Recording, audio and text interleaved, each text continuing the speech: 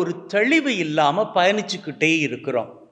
தெளிவில்லாம நாம பயணிச்சுக்கிட்டே இருக்கிறோம் என்பதற்காக நம்முடைய எண்ணங்கள், கனவுகள், விருப்பங்கள் அவையெல்லாம் பொய்யானவை அப்படின்னு கிடையாது. இவையெல்லாம் உண்மையானவை. நம்ம எதிர்காலத்தை குறித்து நமக்கான எண்ணங்கள், விருப்பங்கள், கனவுகள் இவையெல்லாம் நமக்குள்ள விதைக்கப்பட்டிருக்கக்கூடிய விதைகளை போன்றவை. அந்த விதைகள் நம்முடைய உள்ளமாகிய நல்ல நிலத்துல விழுந்திருக்கிறது அப்படின்னு சொன்னா அது கடவுளால நமக்கு விதைக்கப்பட்ட விதைகளாகும். அந்த விதைகள் நமக்கு பலன் அளிக்கணும் அப்படின்னு சொன்னா அதற்கான ஒரு பாதை வேணும். அந்த பாதையில தான் நாம போய்கிட்டு இருக்கிறோமா இல்லையா அப்படின்னு சொல்லி இன்னைக்கு வேணா நமக்கு தெளிவில்லாம இருக்கலாம்.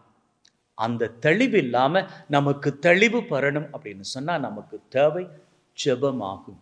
இதை ஏன் நான் உங்களுக்கு சொல்றேன் அப்படின்னா, நீங்க ஒரு காரியம் உங்க வாழ்க்கையின் கனவு அப்படின்னு சொல்லி அதை நோக்கி பயணிக்கிறீங்க. ஆனா அதில் வரக்கூடிய தடைகள் உங்களுக்கான அந்த கனவை அடைவதற்கான தெளிவை கொடுக்காம இருக்கலாம்.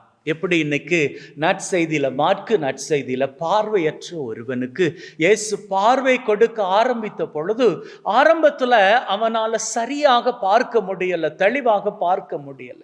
ஆனா 2ஆம் வாட்டி இயேசு தொட்ட பொழுது அவனால் தெளிவாக பார்க்க முடிந்தது. அப்போ நம்முடைய வாழ்க்கையிலும் we also need that second touch from our heavenly Father. நமக்கான ஒரு கனவு இருக்கு இல்லையா, அந்த கனவை நோக்கி நாம பயணிச்சுக்கிட்டு இருக்கிற வேளையில அந்த கனவு நமக்கு மங்கலாக இருக்கிறதா, பாதை தெளிவாக இல்லையா, உடனடியாக அவரை நோக்கி கரங்களை உயர்த்தி நாம ஜெபிக்கணும். ஜெபிக்க ஆரம்பிப்போம். இன்னைக்கே ஜெபிக்க ஆரம்பிப்போமாக இருந்தால் நமக்கான தெளிவை அவரே கொடுப்பார்.